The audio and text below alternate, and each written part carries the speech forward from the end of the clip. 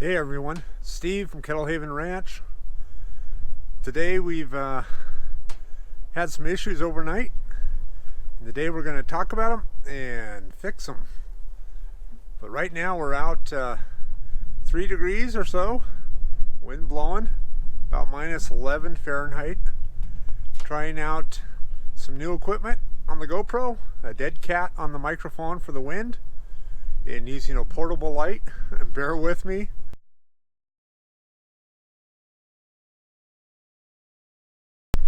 Last night when I came out to do the night feeding, I found that one of the horses had hooked his blanket onto one of the frost-free spigots and broke the top off. We have really good water here, about 110 gallons per minute flow rate, and he took the top of the frost-free right off, resulting in a geyser of water. The geyser was about 15-20 feet high and shooting about 10 feet or so in a big arc from the faucet, the broken faucet head. I think it's ironic, in the last video when I talked about plowing, on always keeping access to emergency areas or areas you need to get to in an emergency. And last night I had to trudge out at 10 o'clock at night, minus 7 wind chill, out to the pump control to turn it off so that I could do a temporary repair on the frost free. Well, hey, bear with me. Let's look at the damage. And boy, not much is going to get done to spring here. It's just a matter of mitigating the damage, keeping water flowing, and pushing on through the winter. Here we go.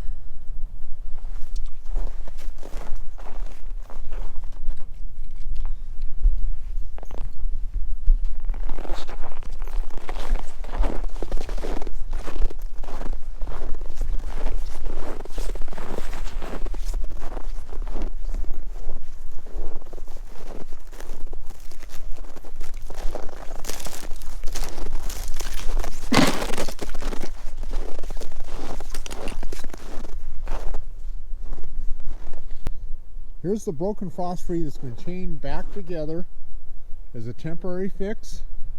Hopefully this will get us through the spring. Right now we can't dig down. The ground is frozen solid. There's no way to replace the bent stem here coming up. But I'll be showing on another frost free that I have in the shop where it's warm and better lighting exactly what happened and how I fixed it. Coincidentally, there's the offender right there. Let's see if Doc will come over. Doc, come here. Come on, bud. Good boy. This is Doc, my big Hancock quarter horse. How you doing, buddy? He's camera shy, obviously. All right, another thing that happened here is the water geysered out. It landed in the paddock, not only blasting away all the snow, but blasting away a lot of the topsoil here. So now we're down the rocks. And as we move forward, across the ice, oh wow, this all ran downhill to the water tank, which is a good place for water to go, except the power cable for the water tank is on the ground, and it popped the ground fault circuit breaker, meaning that I had to pull that out of the system, and the tank froze up overnight. Frozen, not solid, but a good 2 or 3 inches could ice skate on it. Anyway, overnight all the water that spilled went ahead and froze up, sealing that frost-free connection on the power cable in a cocoon of ice and fixing the problem basically by freezing it solid. So I was able to plug it back in and it's warming back up. Hopefully in another couple hours the horses will have water going. It's a pretty good heater. It'll do a good job out here with the cover on it.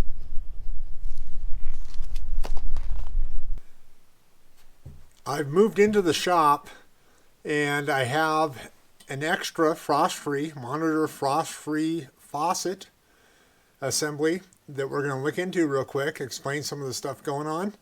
And it's about an 8-footer. So we're going to play around with it, do the best we can to keep it in the video. Bear with me once again. Okay, looking at the bottom, this is where all the magic is. This is where the water's plumbed into it. This is also where it drains out. Bring it back over here. This is the top, the faucet assembly. And normally when it's all put together, you pull back on this. This lifts up and it pulls the plunger all the way down in the valve at the bottom we just looked at. I've already taken the screws off to facilitate breaking this apart. If I pull the assembly apart, now that I have it all loosened up, the magic of editing there, guys. You can see we have PVC inner pipe.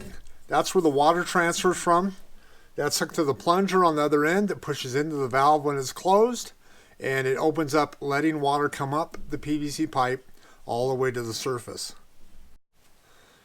Now that the plunger and valve head assembly is taken out of the main spigot, you can see we have the O-rings here and we have the orifice that allows the water to go up into the spigot when you open the valve, giving you water, delivering water. This is the portion that I'm worried about with our faucet that the horse has bent over, the Doc got to.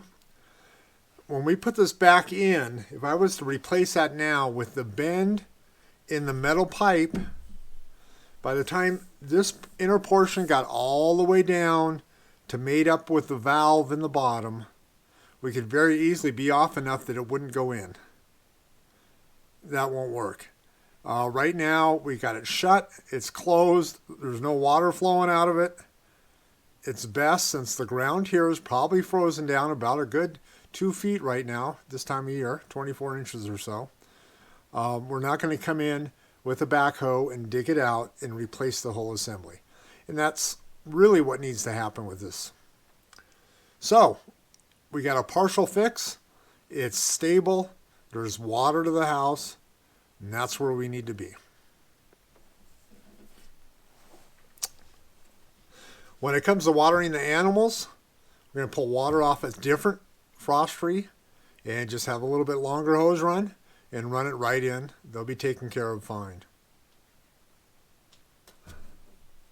In a previous video, I talked about the necessity of periodically taking apart your frost-free and lubricating the O-rings. Those are the O-rings I was talking about. It's real simple. Turn the water off.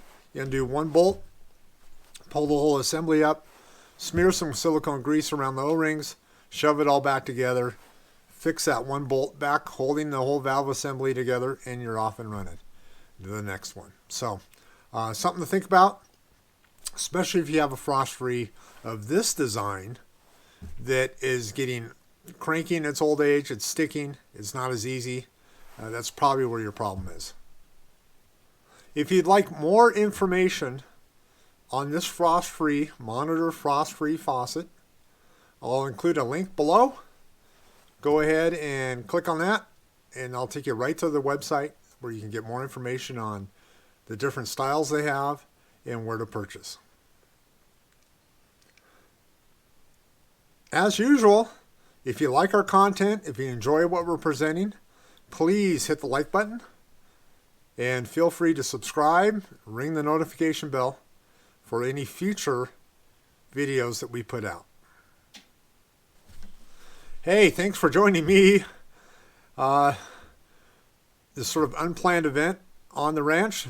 It's what happens. Be sure and check us out at www.kettlehavenranch.com and enjoy some of our other videos. We got a lot more coming, a lot more planned. Take care.